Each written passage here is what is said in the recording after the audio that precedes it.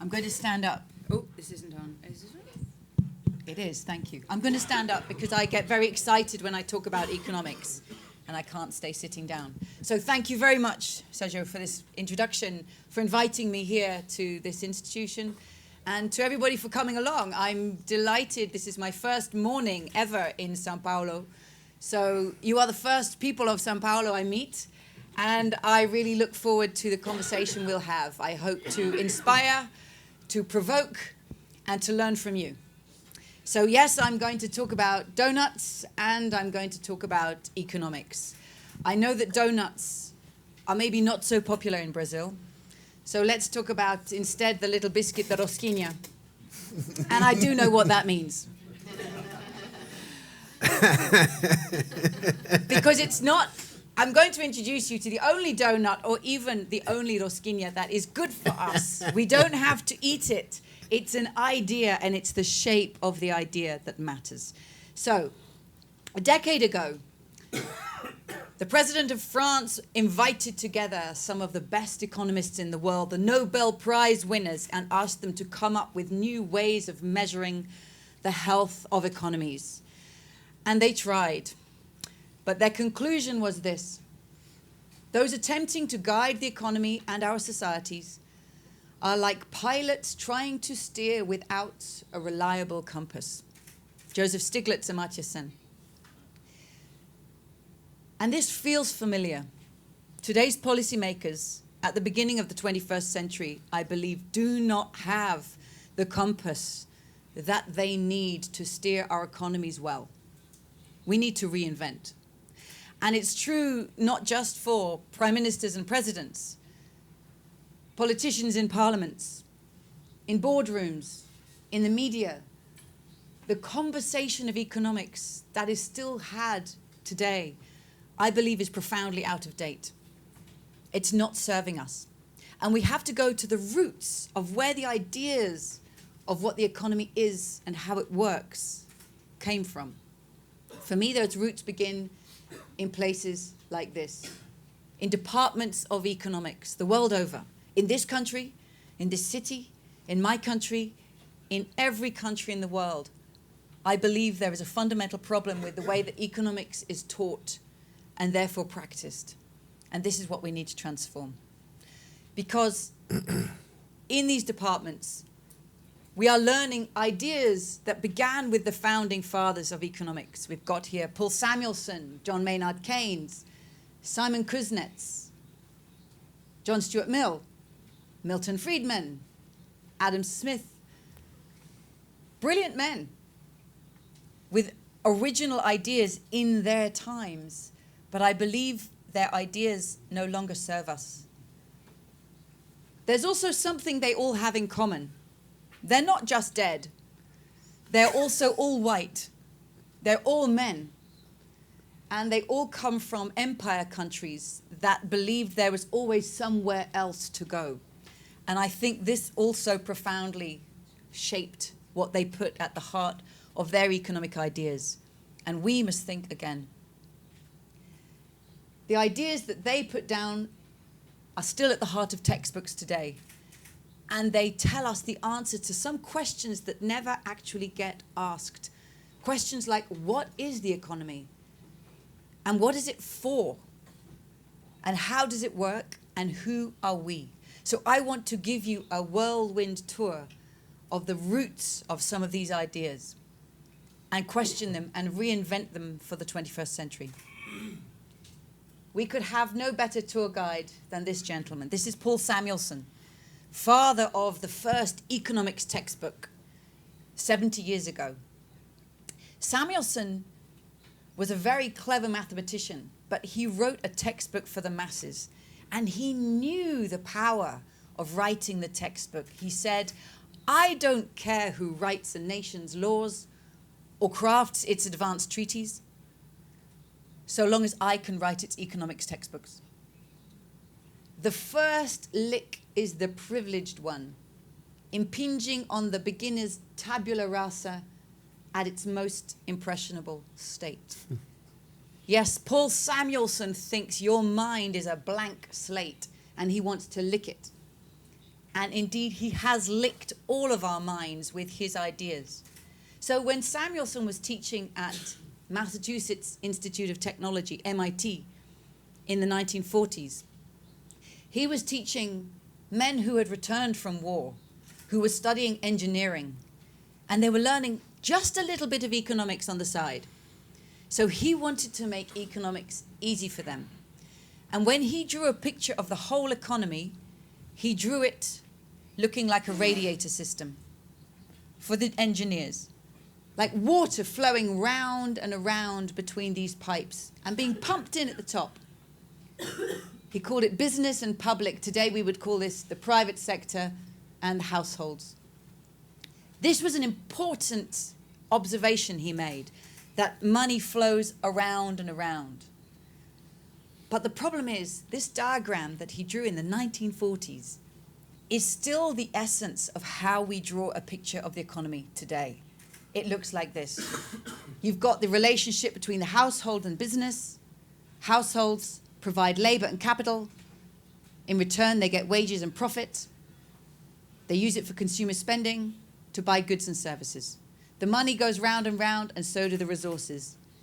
Yes, there are some leaks into banks, into government, into imports, but it comes back in. So the way he drew the economy, it is a closed system, self-contained, self-circulating. The blank spaces in this picture are huge now that we live in the 21st century.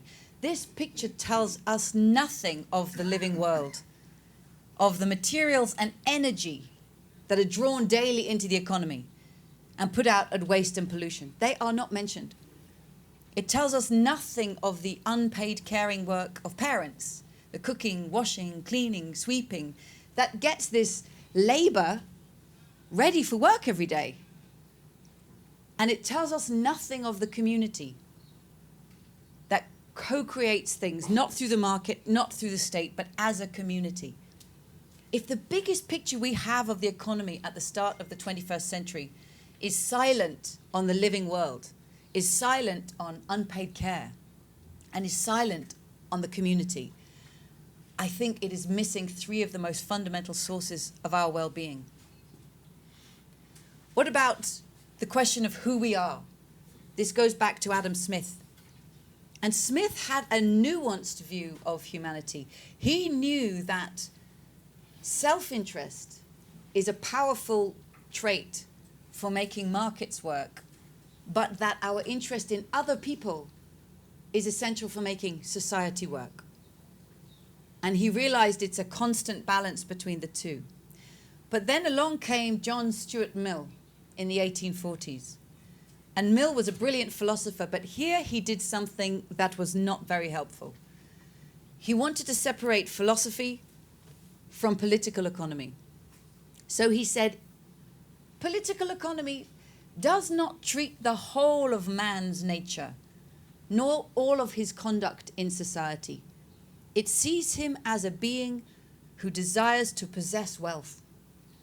And right there, John Stuart Mill cut us in economics, only considering us as a self-interested being. He began the caricature of humanity that is today Homo economicus, rational economic man. And this character is never actually drawn in the textbooks, so I decided he needed a portrait, and he would have to look something like this. He would be a man, no dependents, standing alone, with money in his hand, ego in his heart, a calculator in his head, and nature at his feet. He hates work, he loves luxury, and he knows the price of everything. And this character, as students learn about him from year 1 to year 2 to year 3 of their studies, over time they say they more value self-interest and competition, and they less value altruism and collaboration. So who we tell ourselves we are shapes who we become. And what began as a model of man far too quickly has turned into a model for man, where we begin to mirror the traits of the model about us. If we're going to be 10 billion humans on this planet this century, we do not give ourselves a chance of thriving here together if we continue to believe this portrait of ourselves. What about how the economy works? In the 1870s, the economists of the day wanted to make economics a science as reputable as physics. They looked to the great of the day, Sir Isaac Newton, who had made himself famous for immortality with his laws of motion. And so when economists like William Stanley Jevons began to draw diagrams in economics, they drew them in the style of Newton to show that economics is like physics. They said, just as gravity pulls a moving object to rest, this is gravity pulling an object to rest, so markets and prices pull markets into equilibrium. They wanted to show a stability at the heart of the economic system. And this picture here is the beginning of the first diagram that students learn everywhere, supply and demand. It is taught ubiquitously. The trouble is, markets don't fall into equilibrium, especially when it matters most. And this diagram puts the concept of price at the heart of our understanding of value. The real irony is that now, when we want to talk in the 21st century about damage to the living world, the death of coral, desertification, deforestation, climate change, economics offers us two words. Ah, yes, yes. You're talking about environmental externalities.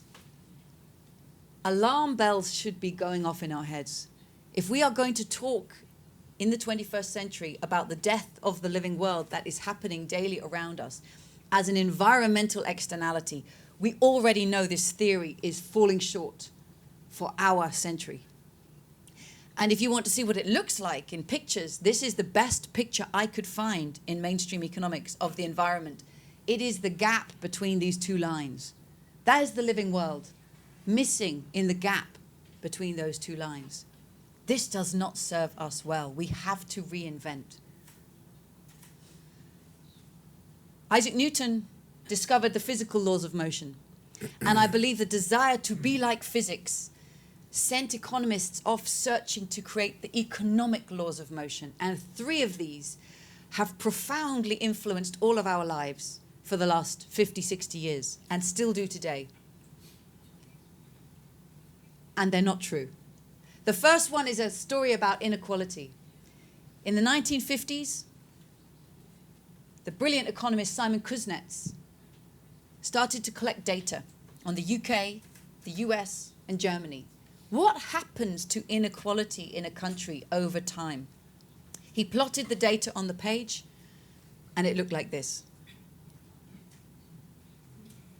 He said, I think I see a pattern.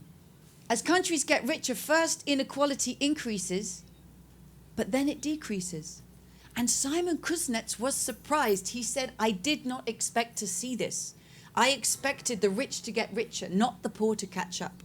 He couldn't explain it. But by the time this picture was drawn, this upside down U, it took on a life of its own, and it whispered out a message. If you care about inequality, don't try to redistribute, because you see, you may slow growth. And look, growth even things up again. So we have to go through a period of austerity. This justifies austerity economics. It justifies trickle-down economics, which is practiced still today. In 2014, Thomas Piketty came along, and he went back and he looked at the same data with a much more data now. And he said, Kuznets was right.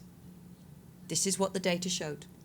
But he was measuring at a very unusual moment in history. He was measuring with the data from before the World Wars till after the World Wars, 1955. And war destroys the capital of the wealthy. And post-war, governments invested in health, in education, in housing. So it was war and government intervention that bent this curve down. It was not the inherent workings of the market. But still the power of this idea, the power of this picture lives on today in trickle-down and austerity economics, and we need to debunk it and replace it with something better. Another curve. In the 1990s, economists looked at the relationship between pollution and growth, and they said, oh, it looks so similar, we're going to call it the environmental Kuznets curve. Look, it seems to be that as economies get richer, first, yes, there's more pollution, more impact on the environment, but then, like a well-trained child, growth cleans up after itself. Except, as any parent knows, it doesn't, and it won't. They admitted we only have data for local air and water pollutants. We don't know what's happening with global pollutants. Well, we do. We now have that data, and this is not what happens. As countries get richer, their ecological footprints, their material use does not automatically bend down. This is not a story we can live by. Grow now, clean up later does not work. But these two were fantastic justifications for the third economic theory of motion, which is the idea that growth of GDP can and must and will be endless. That no matter how rich a country already is, its economy must and can, will keep on growing.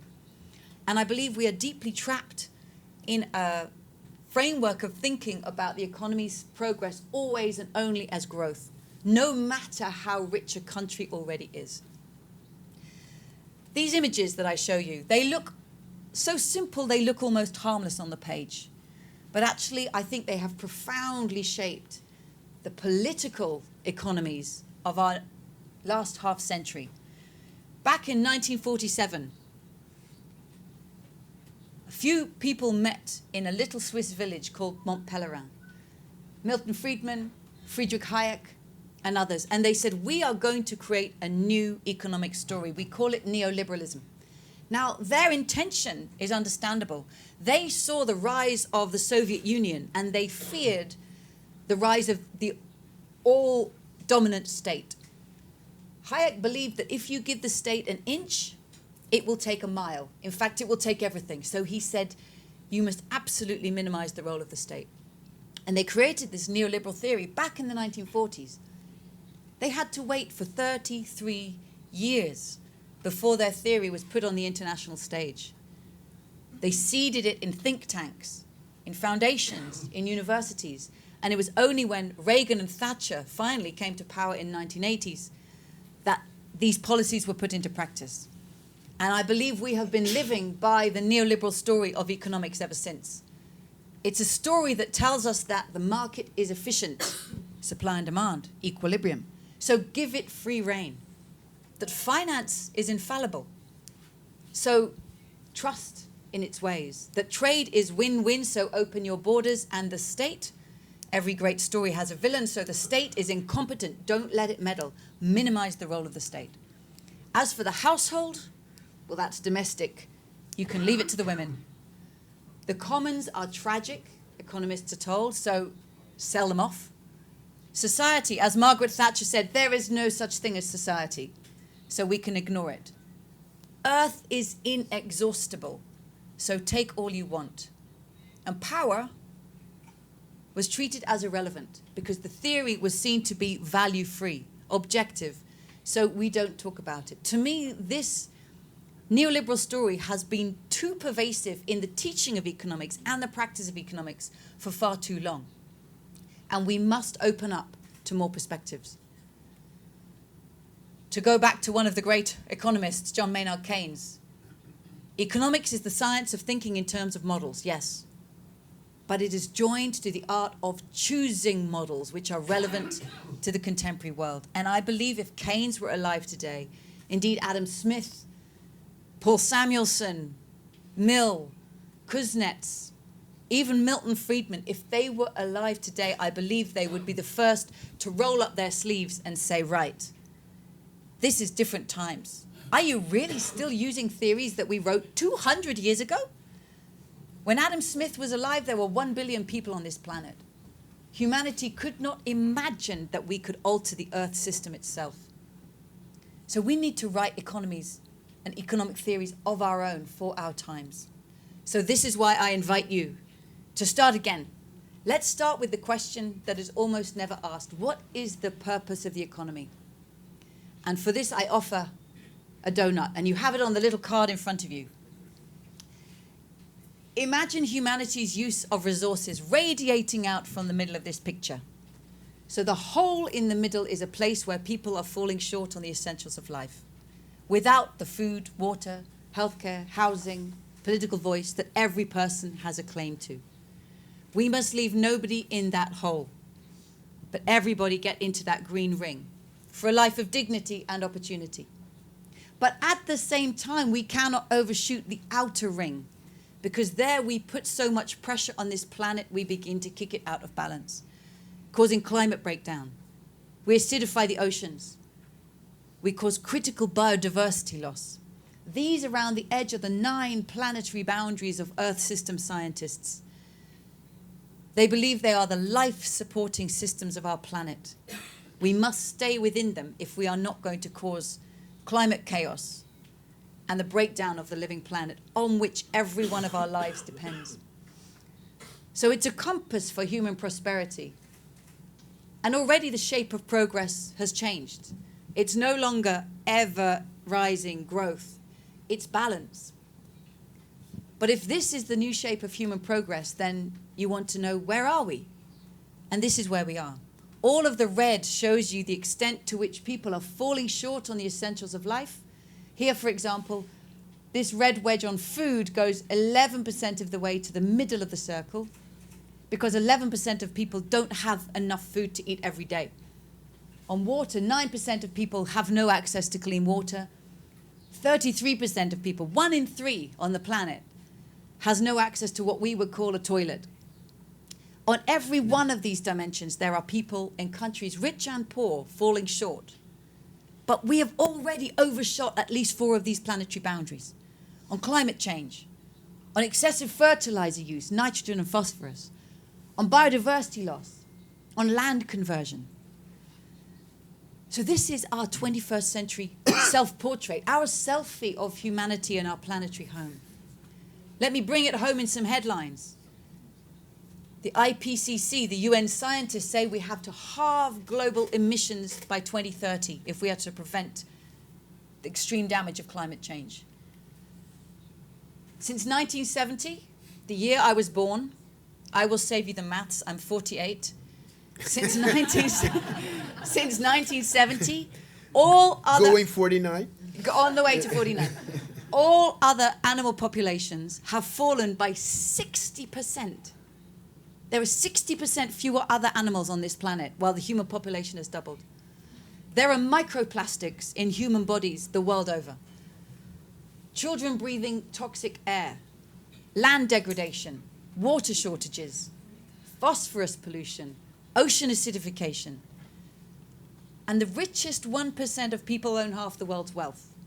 The richest 1% with half the world's wealth. If this feels heavy for an early time in the morning, let me give you one good piece of news. NASA says hole in Earth's ozone layer finally closing up because humans did something about it. And that's the point. We can do something about all of this because all of this is due to human behavior. In the words of the US writer William Burroughs, after taking one look at this planet, any visitor from outer space would say, I want to see the manager. and we ask ourselves, who is the manager? Many people look to national governments. So let's turn to national governments. Researchers at University of Leeds took the donut concept and scaled it down for nations, for 150 countries. And I've chosen just 3 for you from the Americas. So in this picture, you want to fill the center of the circle in blue, but don't overshoot the green ring. So at one extreme, we have Guatemala. They haven't overshot their pressure on the planet, but they are falling far short on meeting people's essential needs. At the other end, we have the United States. Even one of the world's richest countries is failing its citizens on employment and on inequality. And they've already massively overshot their impact on the planet. Let me be clear, this impact on the planet is not just goods and services produced within the United States. It's all the products consumed, all the laptops, the phones, the clothes, the food that's imported from the rest of the world. And yes, here in the middle we have Brazil. Falling short and overshooting. So we have a full spectrum of national experiences here. Now let me put them in a global context. The sweet spot for humanity is to meet the needs of all people, all social thresholds achieved, but to do it within the means of the planet. That's where we want to be, every single country. And this is where we are, nowhere close. We've got the traditional countries called developing countries, the low-income countries. They cannot follow the path that was taken in the past. They need to curve up towards this in a way that's never been done before. We are inventing this for the first time. And then there's countries like my own and the United States, Canada, Japan, Europe, mostly meeting their people's needs, but massively over planetary boundaries. These countries also have to take an unprecedented journey in this direction. We've never done this before either. We're inventing it now. And then there's the emerging economies, Brazil, China, Mexico, Russia, Turkey, Egypt, with the double challenge of meeting people's needs for the first time while coming back within planetary boundaries. For me, this picture tells us a profound change in the relationship between countries. There is no developed country anymore. No country in the world can say we are developed. We are all developing countries now, which means every country must have humility and ambition for a transformation that none of us yet know how to make. So if we're going to give ourselves even half a chance of doing this, how should we begin economics? To me, it matters so much what is taught to the students of today, the policymakers, the business leaders, the community leaders of tomorrow. What ideas are being put in their heads? Economics should never just now start with supply and demand. It's totally out of date. We need to start here. I call this the embedded economy diagram. The economy is a subsystem of society. It's a social construct. We created it.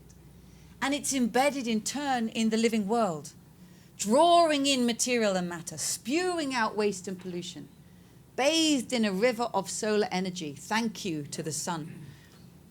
So from the first day of economics, we can ask, how much material through flow can there be in the economy before we begin to push ourselves over planetary boundaries? But also look inside the economy. Yes, there's the market. Now we can talk supply and demand if you want to. And there's the state.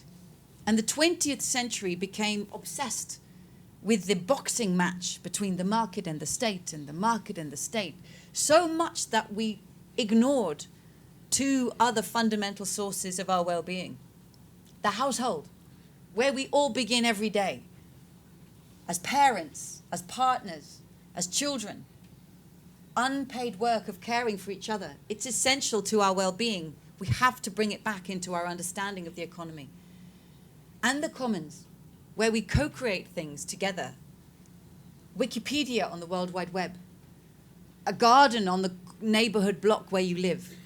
Shared spaces made by citizens has a potential that's unprecedented this century.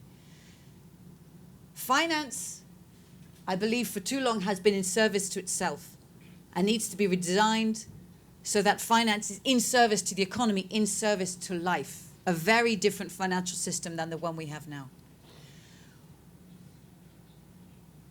And if we start from there, then who we are in economics changes. When we start with the market, well, of course, we show up as rational economic man. Consumer or producer, we're always cooking or working or shopping or working or shopping or working. But if we embrace the household, the state, and the commons, we move from just this narrow me to the we that John Stuart Mill pushed away. We must bring it back. And then we have many roles. And if you look at these roles of the state, of the household, of the commons, to be a public servant, to be a repairer, a parent, a sharer, a protester, the skills and values that we need to do this well are quite different from these. We need to be able to move across all of this space. But I think, especially in the 21st century, we must rebuild these skills. So I have one tip for you. If you want your children to be good in this space of we, here's my tip. Don't let them play Monopoly. Because Monopoly teaches you to win by hoarding property and extracting rent until you're the only player left in the game. That is so 20th century. Instead, play Pandemic. Anybody in this room ever played Pandemic? Mm-hmm. Yes. Okay, we've got some Pandemic in the room. It's a cooperative game. You play as a team. And you win by collaborating with all to rid the world of disease so that everybody's left in the game. This sounds much more 21st century. And when I play this game with my children, I am so aware of how unskilled we are at collaborating. And I think, where was this in my education? This is the skill we need today. So how can we get into the donut? By recognizing the economy is embedded in the living world, by recognizing the multiple roles of humanity and the richness of our nature. This is a picture of extreme inequality and extreme degradation of the living planet.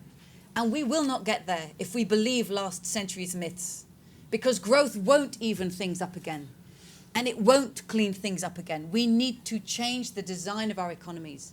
And I believe we need two dynamics in play to give ourselves a chance. We need economies that are distributive and regenerative by design. Let me illustrate what I mean. This is the linear, degenerative economy of the 20th century. In fact, I have my favorite hosepipe here. It's the hosepipe economy. We take Earth's materials, we stuff them in the pipe, we make them into things we want, and then we throw it away. Take, make, use, lose. This is what pushes us over planetary boundaries, and this is what it looks like when we take again and again and again from Earth's sources. And when we throw our waste again and again and again into Earth's sinks, plastics in lakes and rivers, electronics in the neighborhoods of the world's poorest people. I sincerely believe that your children and my children, when they are your and my age, will say to us, did you know about this? Did you see this happening ever? And what did you do about it? Because they will look at these archive photographs and see that this is disgusting. What we do to the planet, what we do to each other. We cannot keep living like this. We have to turn this linear, degenerative economy into a circular one. We have to close that loop and create a circular economy in which resources are never used up.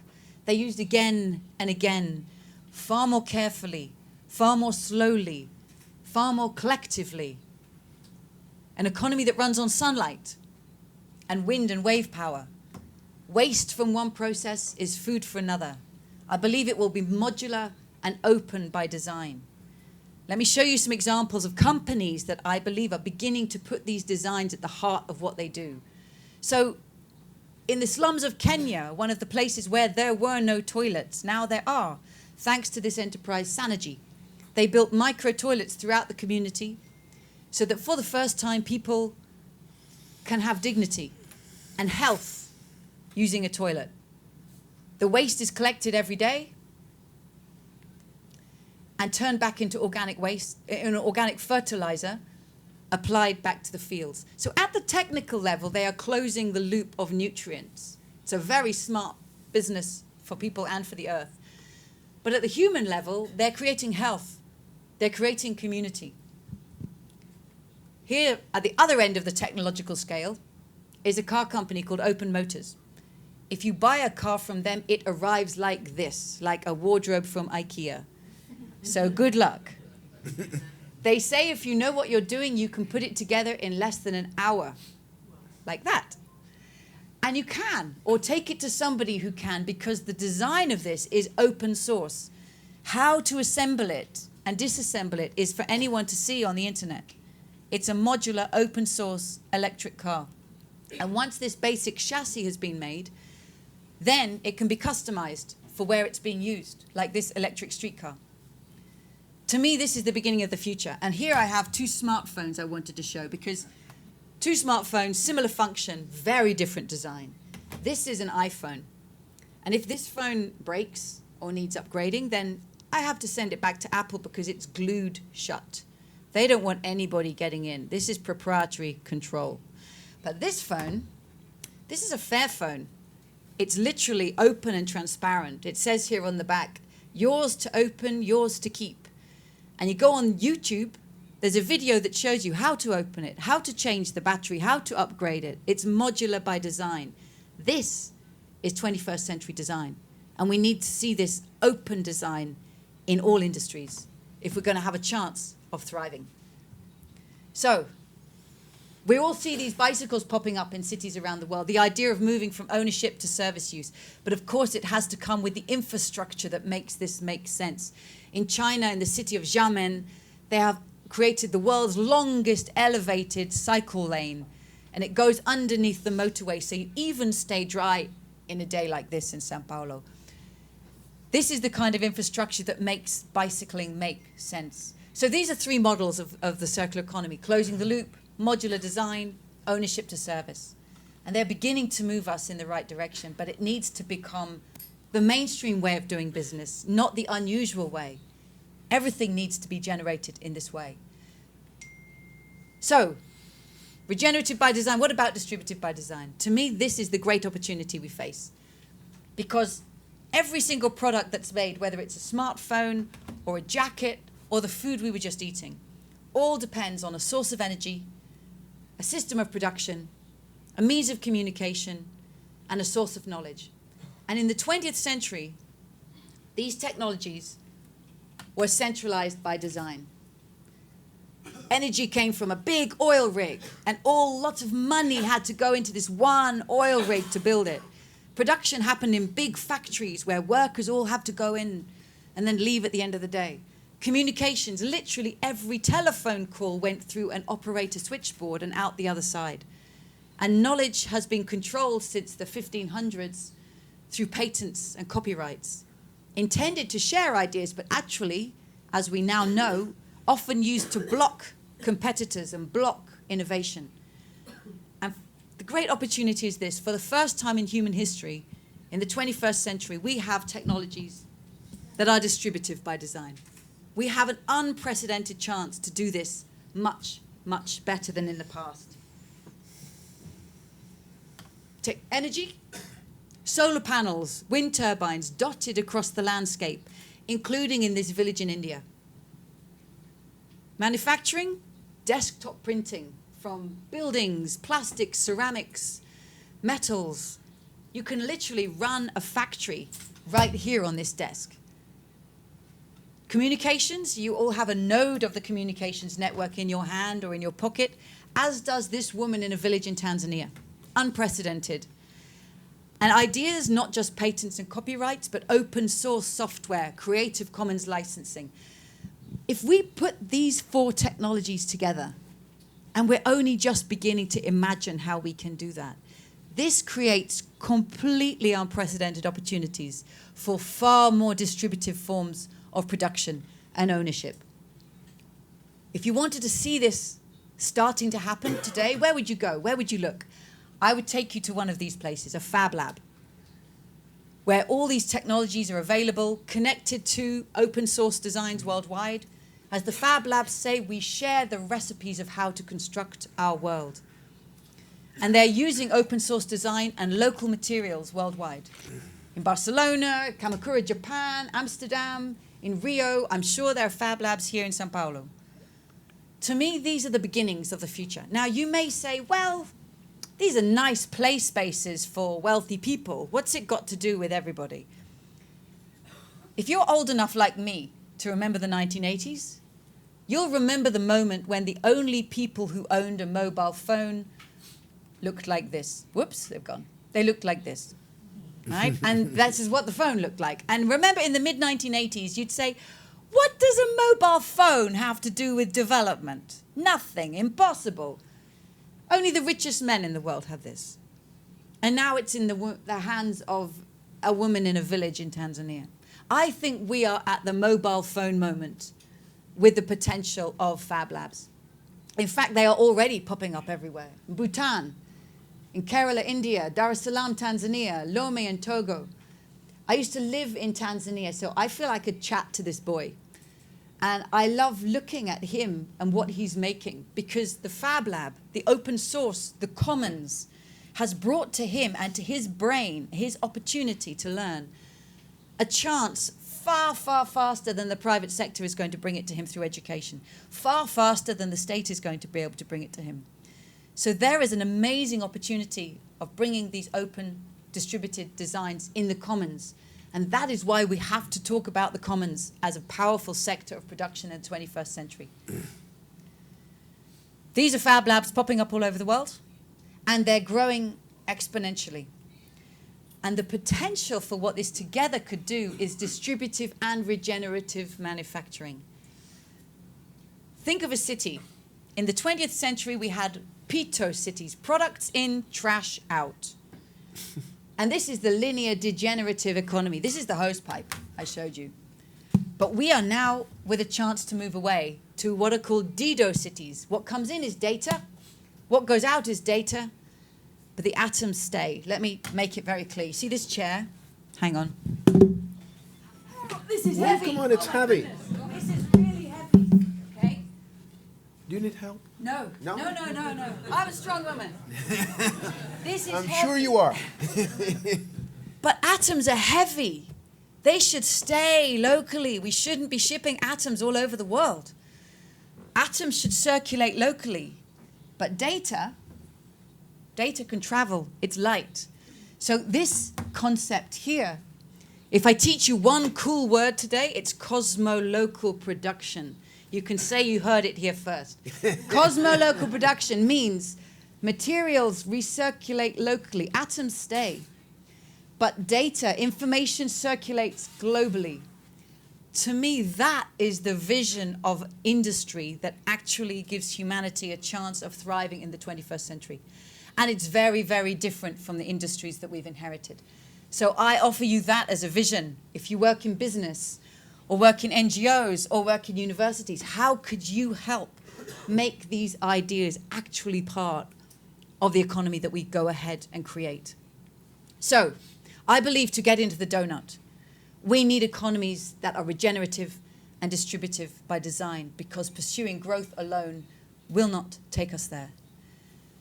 But still, this leaves us with the challenge of growth. And this is my last point. Mm-hmm. And it's the most profound challenge. Because we have inherited economies that need to grow, whether or not they make us thrive. They are structurally addicted to endless growth. Why? Through the finance, political, and social systems. The financial system is designed to pursue the highest rate of financial return.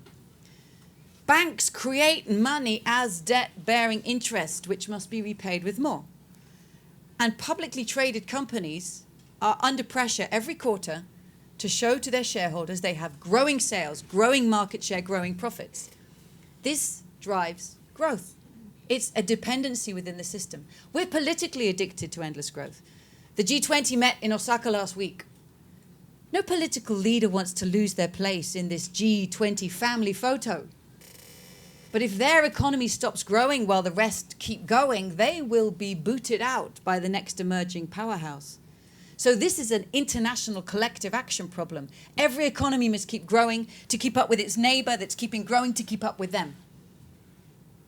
This actually goes beyond economics. This is an international relations challenge about global geopolitical power. And governments want to raise tax revenue without raising taxes, and a growing economy is the fastest way to do that. So we have a political lock-in to growth. And then lastly, a social lock-in. We are the descendants of a century of consumerist propaganda. The nephew of Sigmund Freud, a man called Edward Bernays, he was very clever. And he took his uncle's psychotherapy and he turned it into retail therapy.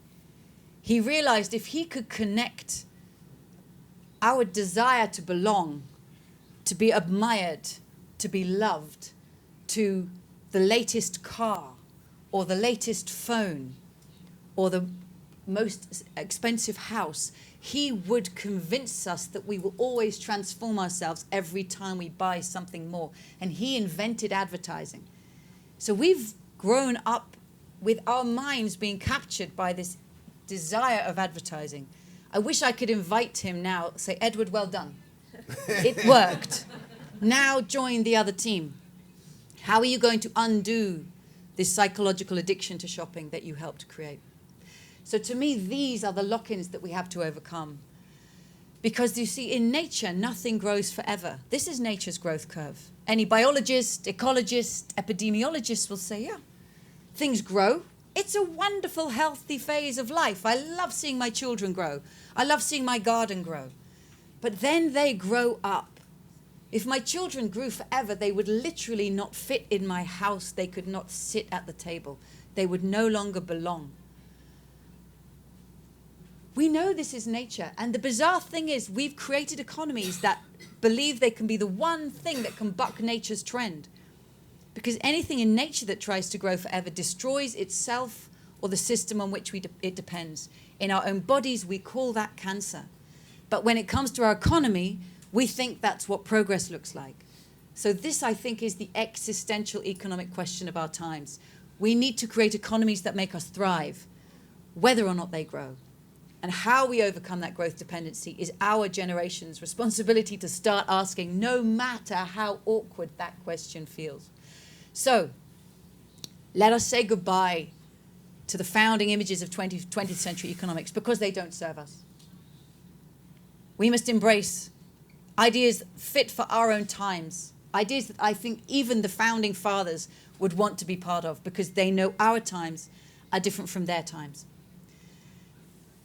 I began with a lot of founding fathers who all had a lot of characteristics in common. And when I finished writing Doughnut Economics, I looked back at the ideas that had influenced me most. And I was really pleased to realize that the richest ideas had come, many of them from women. Mariana Mazzucato, a fantastic thinker about the importance of the role of the state. Elinor Ostrom, Nobel Prize winner for her work on the commons.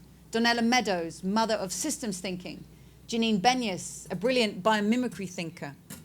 But these ideas also came from men and people who are not from empire countries, who were born in colonized countries. Amartya Sen, son of India, did not start his economics with supply and demand. He started it with famine and asked, why can so many people not eat? Ha-Joon Chang, born in South Korea when it was called a third world nation, saw his country become one of the most successful in the world, using policies that completely defied the neoliberal story that was taught. So economics is only enriched and improved when a more diverse group of people bring their minds to it, which we have to place hope in, because none of us can see everything. We depend on the diversity of our perspectives to see the whole.